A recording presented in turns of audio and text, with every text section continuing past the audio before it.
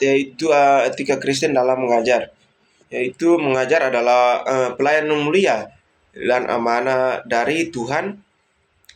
Guru Kristen bukan sekadar menyampaikan ilmu, melainkan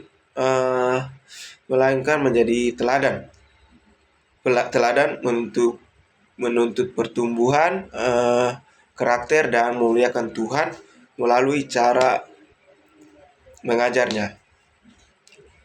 Dua prinsip prinsip etika Kristen dalam mengajar, yaitu yang pertama, poin yang pertama, sebagai pelayan bukan sekadar pekerjaan. Yaitu yang pertama, lakukan dengan segenap hati seolah melayani Tuhan, bukan sekadar mengejar janji atau pelayan kinerja. Yang kedua, siapkan materi dengan sungguh-sungguh sebagai bentuk tanggung jawab atas amanah yang diterima.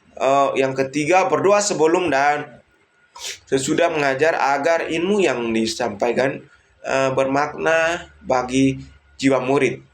Poin yang kedua yaitu teladan hidup yang sesuai ajaran. Yang pertama, apa yang diajarkan harus sejalan dengan apa yang dilakukan. Guru tidak bisa menuntut kejujuran jika dirinya tidak jujur. Yang kedua, jadilah cermin sifat Kristus, lemah lembut, adil, sabar, dan penuh kasih. Yang ketiga, ingat murid lebih banyak meniru sikap gurunya daripada hanya mendengar kata-katanya. Yang poin yang kedua yaitu adil dan tidak memihak. Yang pertama, memperlakukan semua murid sama rata tanpa memandang latar belakang, kecerdasan, status orang tua atau kesukaan pribadi. Yang kedua, tidak membeda-beda perhatian, pujian atau hukuman. Yang ketiga, tidak membeda-bedakan perhatian, pujian atau hukuman. Yang ketiga yaitu memberi kesempatan yang sama bagi murid yang lambat maupun yang cepat paham untuk bertumbuh. Yang ketiga, mengajar dengan kasih dan keseimbangan. Itu yang pertama, menegur kesalahan dengan lemah lembut untuk memulihkan, bukan untuk menghina atau merendahkan martabat murid. Yang kedua, tidak menggunakan kata-kata kasar, mempermalukan murid di depan umum, atau membandingkan murid satu dengan yang lain. Yang ketiga, mendorong kepercayaan diri murid, melihat potensi yang belum terlihat oleh mereka sendiri. Poin yang ketiga, integritas dan kebenaran ilmu, yaitu menyampaikan materi yang akurat, jujur, dan tidak menyesatkan. Kedua, memisahkan pendapat pribadi, ajaran agama, dan fakta ilmiah dengan jelas. Yang ketiga, mengakui jika ada hal yang sebelum diketahui dan berusaha mencari jawaban bersama murid. Poin yang keempat, menghormati hak dan martabat murid, yaitu yang pertama, menghargai pendapat dan pernyataan murid, tidak memotong atau menganggap sepi ide mereka. Yang kedua, menjaga kerahasiaan data pribadi dan masalah pribadi murid. Yang ketiga, murid tidak memanfaatkan kedudukan untuk kepentingan pribadi, menerima suap, atau melakukan tindakan yang melanggar batas profesionalitas. Yang ketiga, penerapan berbagai situasi mengajar, yaitu yang pertama, menyampaikan materi, menyelesaikan cara mengajar dengan kemampuan dan karakter murid. Yang kedua,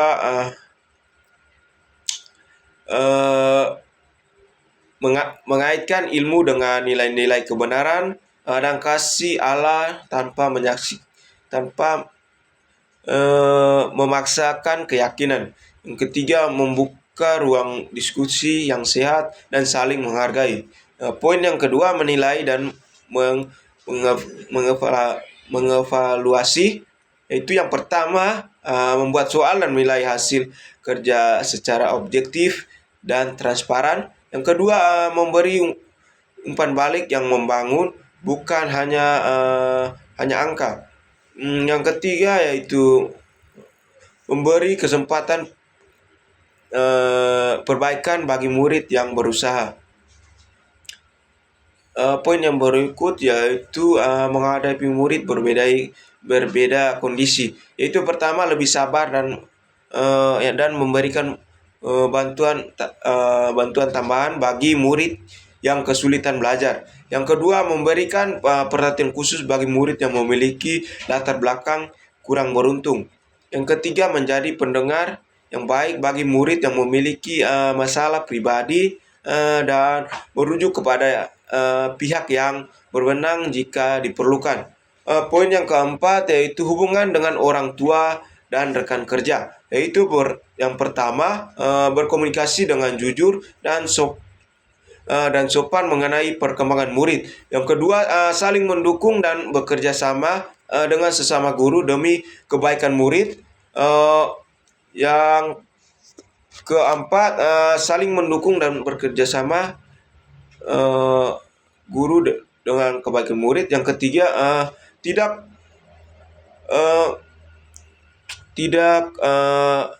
mengunjingkan murid atau orang tua di belakang mereka. Yang keempat, hal yang harus dihindari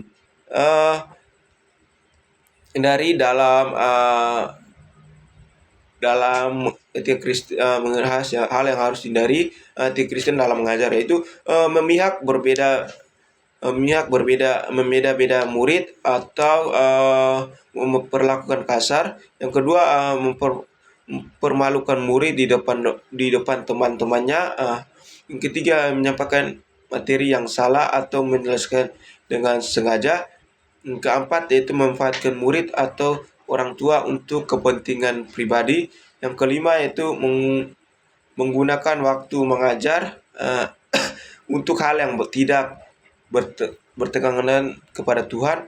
Yang keempat, menurut murid melakukan hal yang bertentangan dengan hati nurani dan nilai kebenaran. Yang berikut, yang kelima, itu kesimpulan dalam mengajar. Kesimpulan etika Kristen dalam mengajar, yaitu etika Kristen dalam mengajar yaitu menekankan bahwa tujuan utama mengajar bukan hanya mencerdaskan otak, tetapi membentuk hati dan karakter yang serupa dengan Kristus. Guru Kristen adalah alat Tuhan untuk menuntun setiap murid mengenai kebenaran dan mengembangkan potensi yang Tuhan berikan kepadanya.